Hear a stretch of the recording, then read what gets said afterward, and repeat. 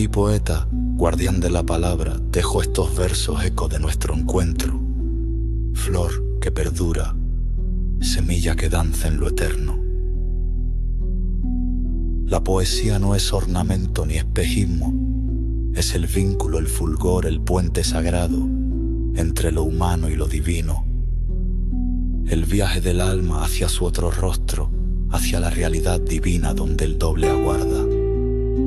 No somos dueños de lo que escribimos, solo vasijas vacías, cuencos abiertos esperando una lluvia altísima, esperando que la palabra nos encuentre.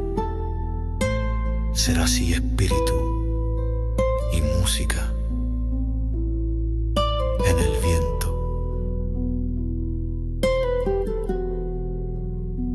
La poesía no es tiempo, es el espacio luminoso donde el tiempo calla.